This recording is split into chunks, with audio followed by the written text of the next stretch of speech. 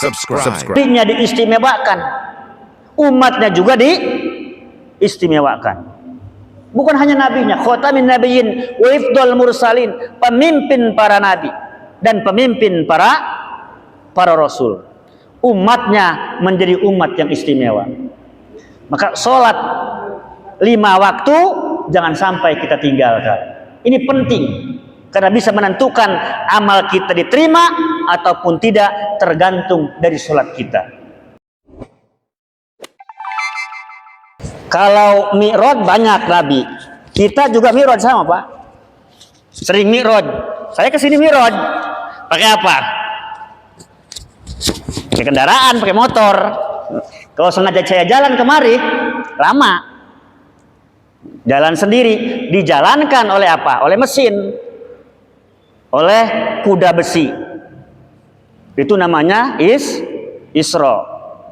Lah Rasul diperjalankan oleh Allah dari Masjidil Haram ke Masjidil Aqsa. Kalau sengaja Rasul jalan dari Masjidil Haram ke Masjidil Aqsa, perlu berapa bulan? Harus melewati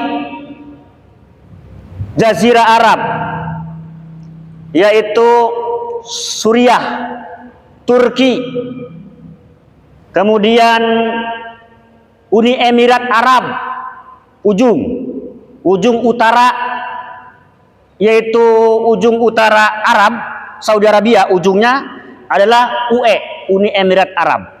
Dari Uni Emirat Arab ke Israel, terus ke Palestina, kan itu. Berapa negara? Kalau sengaja jalan berapa bulan waktunya? Tapi diterangkan oleh Allah di dalam Al-Quran, dan para ulama diterangkan juga oleh para ulama, di antaranya adalah Syekh Najmuddin. Ditulis oleh Syekh Najmuddin di dalam sebuah khulasah kitab kecil yang berjudul Qissatul Mi'raj. Kemudian diperluas secara terperinci oleh Sayyid Ahmad Ad-Dardir yang dikenal dengan kitab Dardir, khusus membahas Isra wal Mi'raj Rasulullah Muhammad Shallallahu Alaihi Wasallam. Ada kitab kecil, kitab tipis. Dardir dari awal sampai akhir diceritakan tentang kisah Isra dan Mi'rajnya Rasulullah Muhammad Shallallahu Alaihi Wasallam. Isra artinya diperjalankan oleh Allah dari Masjidil Haram, kemudian mampir ke Mekah, ke Madinah, kemudian ke Masjidil Aqsa, kemudian naik ke langit ketujuh. Itu dengan kendaraannya yang kita kenal, yaitu buraq. Buraq itu kaki belakangnya di bumi, kaki depannya ada di langit. Wah, secepat kilat. Kisah Isra Mi'raj sungguh luar biasa. Dengan kuasanya Allah, Rasul diperlihatkan di dalam perjalanan dari zaman-zaman dahulu, diperlihatkan oleh Allah dalam keadaan Isra, dan itu sadar, bukan mimpi. Bukan mimpi. Maka Syekh Nawawi ketika ditanya Rasulullah Muhammad Isra Mi'raj itu apakah ruhnya, apakah jasadnya? Syekh Nawawi dengan tegas mengatakan ruh wal jasad. Jadi Syekh Nawawi mengatakan ruhnya dan jasadnya. Itu ulama kita. Bukan mimpi, tapi ruh wal jasad. Dan itu ada di dalam Al-Quran surah An-Najm. Walaqad ra'a nazlatan ukhra. Walaqad ra'ahu nazlatan ukhra. Surah An-Najm ayat ke-13, ke-14, ke-15 dan seterusnya. Paling banyak menceritakan Mi'raj. Kalau tadi Isra, kalau Isra itu di surah Bani Israil. Ayat pertama atau Al-Isra kita kenal. Kalau Mi'raj dijelaskan di dalam kitab, di dalam Al-Qur'an surah An-Najm. Ayat 13, 14 dan seterusnya. Bahkan di ujungnya juga masih ada tentang Mi'raj Rasulullah Muhammad sallallahu alaihi wasallam. Di dalam Al-Qur'an surah An-Najm dijelaskan, walaqad ra'ahu nazlatan ukhra. Dan sungguh dia, yaitu Nabi Muhammad, kata Allah, dan sungguh dia Nabi Muhammad, walaqad ra'ahu, melihat dengan keadaan yang nyata, ra'ahu nazlatan ukhra, pada waktu yang lain. Artinya apa? Allah Subhanahu wa ta'ala bisa memendekkan waktu di tempat yang lain, bisa memanjangkan waktu di tempat yang lain. Kan tadi dari Masjidil Haram di Mekah sampai ke Masjidil Aqsa, kalau jalan kaki atau dengan unta bisa mencapai 3 bulan. Tetapi Rasul hanya 1 malam saja. Semalam, enggak sehari semalam, tapi satu malam. Dan diperlihatkan oleh Allah Siti Zulaikha, yaitu istrinya Fir'aun, yang diceburin ke air yang mendidih, satu keluarga. Ketika itu Rasulullah sedang dalam perjalanan, bertanya sama malaikat Jibril, ya Jibril, wangi apa ini? Ini wangi dari Siti Masitoh ya, bukan Siti Zulaikha. Siti Zulaikha mah apa, Nabi Yusuf ya. Siti Masitoh. Siti Masitoh. Ini siapa? Ini adalah harumnya Siti Masitoh ketika diceburkan oleh Fir'aun ke kuali yang mendidih. Itu Siti Masitoh. Itu diperlihatkan oleh Rasulullah Shallallahu Alaihi Wasallam kepada Rasulullah Shallallahu Alaihi Wasallam pada perjalanan Isra wal Mi'raj. Diperlihatkan berbagai macam atau disebutnya surga dan neraka, gambaran. Ya, disebutnya gambaran. Gambaran surga dan neraka, orang-orang yang ada di dalam neraka, orang-orang yang sedang disiksa, diperlihatkan oleh Allah. Ada orang yang memotong lidahnya, nggak berhenti-berhenti. Ditanya lagi, ini siapa ya Jibril? Ini orang kok kerjaannya apa? Motongin lidahnya, potong-potong terus. Terus potong nggak habis-habis. Ini gambaran seperti apa? Itu gambaran para dai, orang yang suka menasehati orang, tapi dia sendiri hancur, tidak bisa menjalankannya. Ya, itu juga saya tuh sakit, takut juga itu, ya. Takut juga itu, Pak. Kayak gitu. Kadang kita memberikan nasihat kepada orang lain, tapi kita sendiri hancur, seperti lilin. Lilin bisa menerangi satu ruangan, tapi dia tidak bisa menjaga dirinya, sampai hancur di dalam api. Tuh lilin tuh bisa ngomongin sama orang, dia sendiri Ya, termakan sama omongannya sendiri. Nggak bisa menjalankan. Namanya jarkoni. Bisa ngajari, ora bisa ngelakoni. Jarkoni. Itu diperlihatkan gambaran. Bukan surga dan neraka, tapi gambaran surga dan neraka. Ada orang yang memanen. Tuh panen dipanen. Tumbuh lagi. Panen. Tumbuh lagi. Tuh gimana itu orang? Orang rawa lintah ternyata. Yang rajin ibadah, rajin ngaji, rajin sedekah, pahalanya berlipat ganda, gak habis-habis.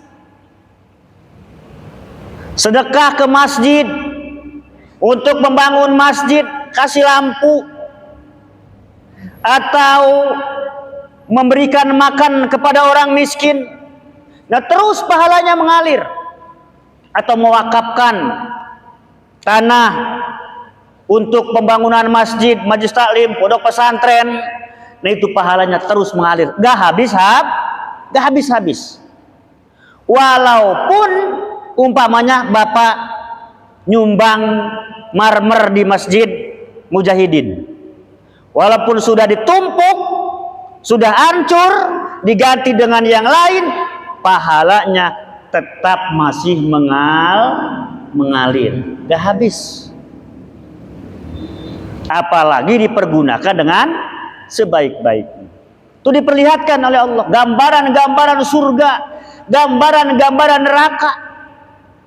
Kalau secara berjalan manusiawi dunia perlu berapa ratus tahun.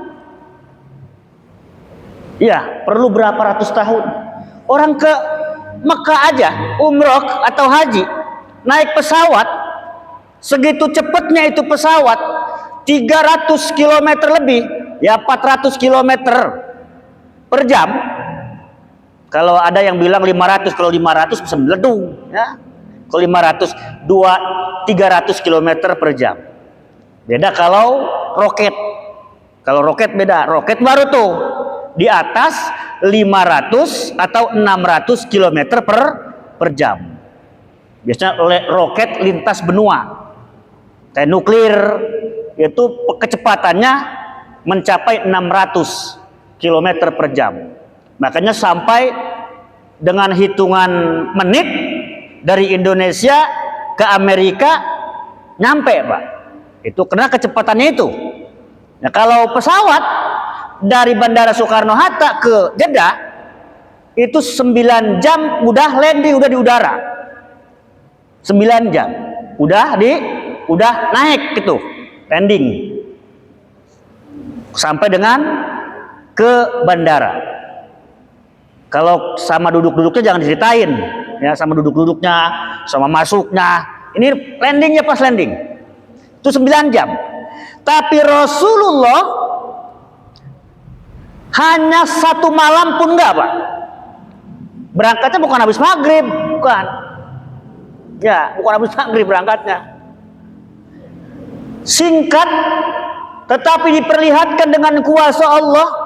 Ketemu sama Nabi Musa, ketemu sama Nabi Ibrahim, dipertemukan oleh Allah dari langit ke-1, ke-2, ke-3, ke-4, ya, sampai ke-5, ke-6, ke-7, terakhir ketemu sama Nabi Musa. Bahkan Nabi Musa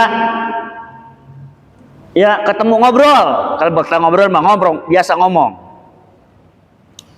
Rasul ketika pas selesai dari Sidratul Muntaha, kan komunikasi sama siapa?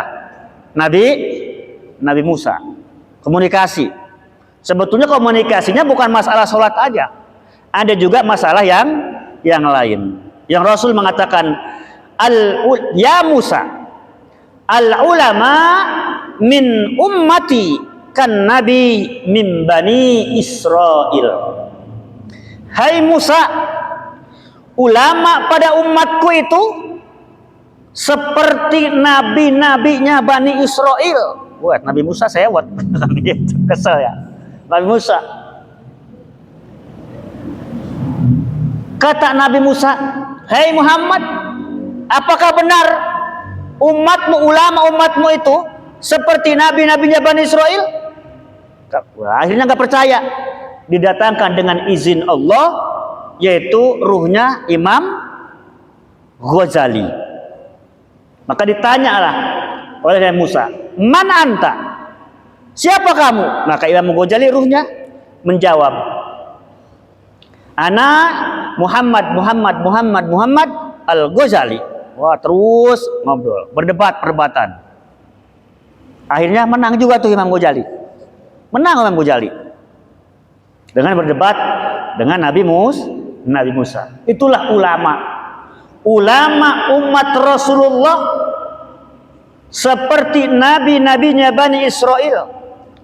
Kalau nabi-nabi orang Israel, ya dulu Nabi Musa, kemudian Nabi Sulaiman, Nabi Daud, ya Nabi Daud itu kan yang makanya sekarang tuh orang Israel mengklaim bahwa Palestina itu milik Israel gitu. Karena banyak sejarah yang diklaim oleh orang Israel. Sejarah Islam diklaim orang Israel. Seolah-olah ini punya saya. Masjidil Aqsa, tanah di dalamnya ada harta Sulaiman. Padahal di mana itu? Belum sampai sekarang kerajaan Nabi Sulaiman belum ketemu bekasnya, Pak. Cuma namanya apa? Pengklaiman sepihak. Sehingga ini diklaim, akhirnya diinvasi, dijajahlah orang Palestina. Nah, Rasulullah Muhammad sallallahu alaihi wasallam ketika di Sidratul Muntaha, indaha jannatul ma'wa. Ketika Rasul sallallahu alaihi wasallam, walaqad ra'ahu nazlatan ukhra, sungguh dia Muhammad telah melihat dalam keadaan yang nyata pada waktu yang lain. Inda Sidratil Muntaha, ketika berada di Sidratul Muntaha. Wa indaha jannatul ma'wa, yang mana Sidratul Muntaha itu dikelilingi oleh surga, yaitu tempat tinggal. Jadi itu diterangin di dalam Al-Quran. Surah An-Najm ayat 13, 14, 15. Sebelum surah Ar-Rahman. Atau sebelum Al-Qamar. Nah, itu diterangkan bahwa Isra, Mi'raj. Jadi Isra wal Mi'raj. Nah, Mi'raj tidak dialami, Pak, oleh nabi-nabi yang lain kecuali Nabi Muhammad. Tidak ada umat Nabi Muhammad yang Mi'raj. Isra banyak, kayak motor, kayak mobil, kayak pesawat, ya. Tapi jalankannya bukan oleh Allah, tapi oleh apa tuh? Oleh kendaraan. Wasilahnya oleh kendaraan. Kalau para nabi diisrokannya oleh Allah secara langsung, melalui wahyu dari malaikat Jibril alaihissalam. Kalau Mi'raj hanya Nabi Muhammad sallallahu alaihi wasallam yang diberikan prioritas oleh Allah Subhanahu wa taala sebagai khatamin nabiyyin wa hifdzal mursalin. Tapi tetap walaupun begitu, Nabi Muhammad mendapat perintah harus mencontoh, mengikuti nabi-nabi yang lain, para leluhurnya, para pendahulunya. Ya, kita juga sama. Jangan sampai kita lupa sama leluhur-leluhur kita, sehingga leluhur-leluhur kita sejarahnya diakui oleh bangsa lain. Nah, ini juga sama. Khawatir seperti Palestina. Kalau sejarah sudah diambil oleh bangsa lain, kita numpang jadinya Pak.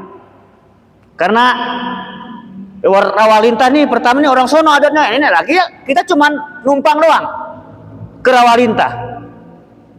Karena kita nggak tahu asal muasalnya ya Rawalintah atau Indonesia lah pada umumnya kalau besarnya. Diklaim ininya, budayanya dan lain sebagainya. Kita cuma jadi penonton. Banyak negara yang kayak gitu Pak. Jadi penonton. Contoh Australia. Australia itu kalau pribuminya jadi kacung doang Pak. Ya, aborigin, suku aborigin itu. Cuman jadi kacung aja. Kenapa? Karena dikuasai oleh orang dari Eropa. Makanya beda, adanya di Asia tapi mukanya Eropa, bukan muka Asia. Suku aborigin. Orang aborigинnya enggak ada jadi pejabat. Cuman baru tahun ini ada satu orang jadi pejabat dari menteri itu juga. Baru sekarang nih. Dulu enggak ada. Padahal suku aborigin itu banyak. Kemudian Singapura sama. Malaysia sekarang lebih banyak dihuni oleh Bangladesh. Maka dikenal sama orang Indonesia, suka diejek sama orang Indonesia. Malaides. Nah, masa Indonesia jadi Indonesia des kan gitu. Ya. Indonesia. NKRI harga mati. Nah, Rasulullah Muhammad sallallahu alaihi wasallam dimi'rajkan oleh Allah. Mi'raj ini tidak dialami oleh para nabi, para rasul yang lain. Apalagi umat Nabi Muhammad. Enggak ada apa.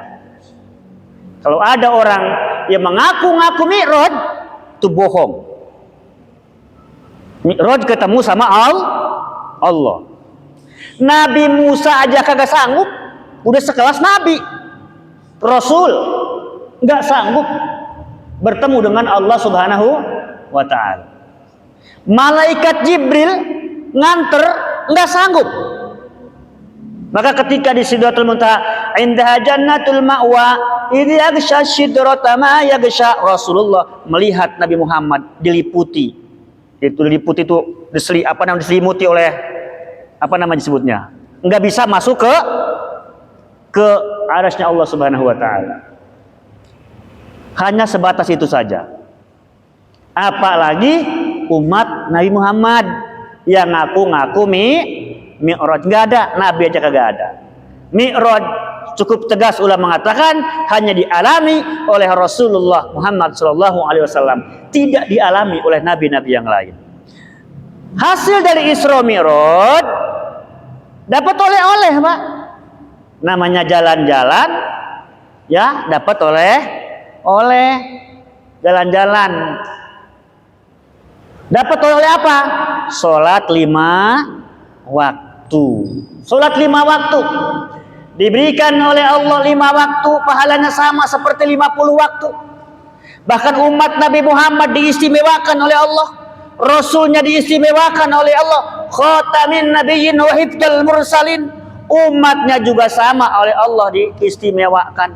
Bahkan ketika menjelang detik-detik Rasulullah akan wafat, maka Rasulullah sering mengucapkan ummati. Apa kata Rasulullah?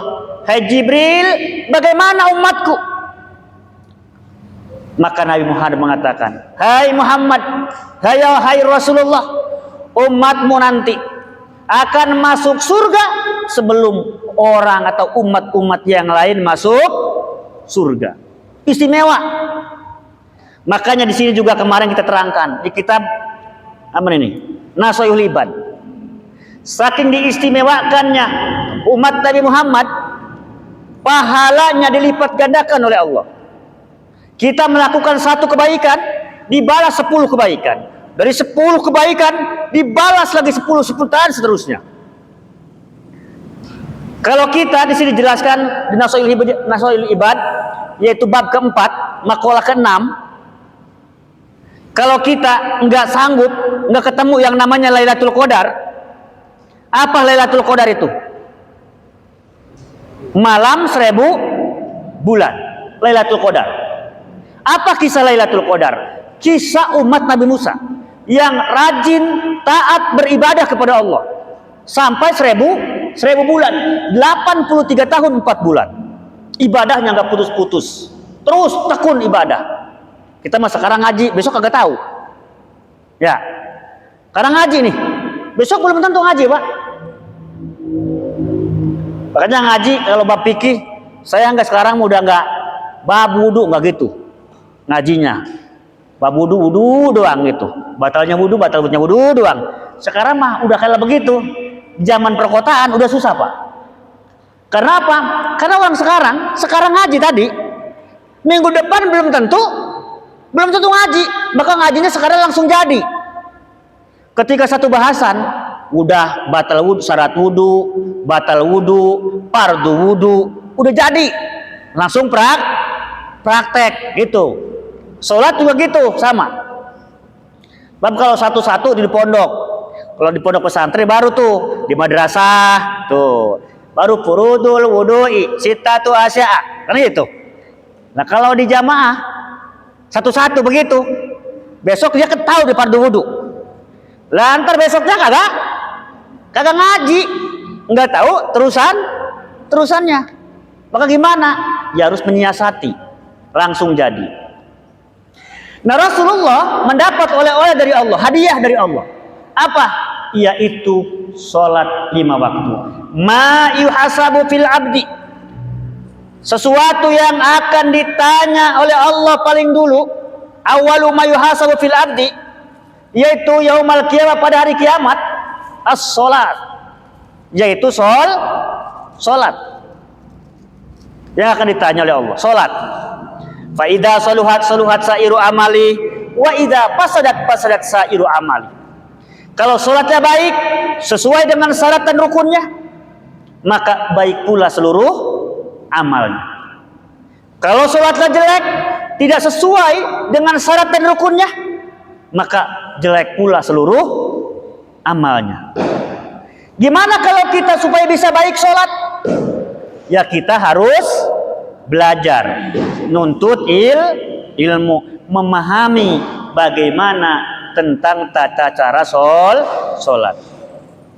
Karena kata Ibnu Ruslan, "Famay ya'mal bi ghairi ilmin ya'malu mardudatun la tuqbalu." Barang siapa yang beramal tanpa didasari dengan ilmu, la tuqbalu, maka tidak diterima. Harus ada ilmu. Belajar cara sholat. Ketika kita belajar, maklum kita belajarnya udah tua. Sekarang tuh ia paham nih pada wudu 6 lagi di masjid. Udah agak keluar pintu masjid, lupa Pak, lupa lagi. Karena kalau kita belajar di waktu kecil, bagai mengukir di atas batu kasyajari. Kalau belajar di waktu tua itu seperti mengukir di atas air. Ya udah langsung hilang. Alhamdulillah umat Nabi Muhammad bukan hanya Rasul diistimewakan, umatnya juga diistimewakan. Rasul memberikan 1 malam 1 tahun yang mulia sama dengan 1000 bulan. Enggak ketemu sama malam Lailatul Qadar, dikasih lagi kemudahan. Karena malam Lailatul Qadar itu tidak ada yang tahu. Ulama ngasih tahu apa? Ulama ngasih tahu cuman malam-malam ganjil 16, 17, 19, 21, 23, 25, 27, 29, ya kan? Enggak tahu tuh yang mana tuh yang tepat. Maka ada keterangan hadis Rasulullah dari Nasaihul Ibad. Man sholat, barang siapa yang sholat, yaitu arba'an ba'dal isya, 4 rakaat setelah sholat isya, seperti ka'annama, maka dia itu seperti sholat pada malam Lailatul Qadar. Kemarin sudah jelaskan 2 minggu yang lalu kayaknya. 2 minggu saya ngaji. 4 rakaat setelah Isya pahalanya sama dengan sholat pada malam Lailatul Qadar. Terus tahajud, nggak bangun tahajud, dikasih ada lagi sholat sebelum zuhur 4 rakaat qabla zuhri, sama dekaan nama tahajjada bihinna, sama dengan orang tersebut sholat malam pada malamnya. Tuh, nggak bangun sholat tahajud, sholat 4 rakaat sebelum zuhur sama dengan sholat tahajud. Bahkan Ibnu Mas'ud membandingkan, tidak ada pahala yang bisa melebihi sholat malam dengan sholat siang, kecuali ila arba'an qabla zuhri, kecuali 4 rakaat sebelum sholat zuhur. Tuh, dikasih istimewa umat Nabi Muhammad. Nggak mampu bangun malam, ada gantinya siang. Kalau nggak mampu siang ya udah itu udah dikasih keringanan, ya masih nggak mau juga. Nggak ketemu Lailatul Qadar, ada gantinya. Umatnya Nabi Muhammad kecil-kecil, tapi pahalanya dilipat gandakan oleh Allah Subhanahu wa Ta'ala. Banyak keutamaan. Ngaji, kata Imam Ghazali, duduk di majlis taklim lebih utama daripada sholat sunnah 1000 rakaat. Di dalam kitab Ihya Ulumuddin. Itu istimewa umat Nabi Muhammad itu. Nabinya diistimewakan, umatnya juga diistimewakan. Bukan hanya nabinya, khatamin nabiyyin wa ifdal mursalin, pemimpin para nabi dan pemimpin para rasul. Umatnya menjadi umat yang istimewa. Maka sholat 5 waktu jangan sampai kita tinggalkan. Ini penting karena bisa menentukan amal kita diterima ataupun tidak, tergantung dari sholat kita. Ini pertama tuh, Rajaban tuh, Isra wal Mi'raj, yaitu tentang menanamkan kepada putra putri kita tentang pentingnya sholat. Kemudian pentingnya Isra Mi'raj, bulan Rajab itu ada keistimewaan karena bulan Rajab itu syahrullah, yaitu bulan Allah, bulan yang dimuliakan oleh Allah. Arba'atun hurum, Dzulqa'dah, Dzulhijjah, Muharram, Rajab. 4 bulan inilah yang disebut syahrullah, yaitu istimewa. Maka ketika kita melakukan kebaikan pada bulan Rajab, maka dilipat gandakan oleh Allah kebaikannya. Begitu pula ketika kita melakukan keburukan, sama Pak, di bulan Rajab dilipat gandakan pula keburukannya. Na'udzubillah. Semoga kita semuanya senantiasa diberikan kekuatan oleh Allah untuk senantiasa istiqomah dalam melaksanakan syariat yang telah dibawa oleh Nabi kita Muhammad SAW sampai di penghujung kehidupan kita, untuk senantiasa taat beribadah kepada Allah. Putra putri kita, keturunan kita semoga diberkahi oleh Allah Subhanahu wa Ta'ala, diberkahi bulan Rajab, bulan Sya'ban, dipertemukan pada bulan suci Ramadan. Semoga kita semuanya senantiasa dianugerahi keberkahan yang berlimpah. Amin ya Allah ya Rabbal alamin. Wassalamualaikum warahmatullahi wabarakatuh.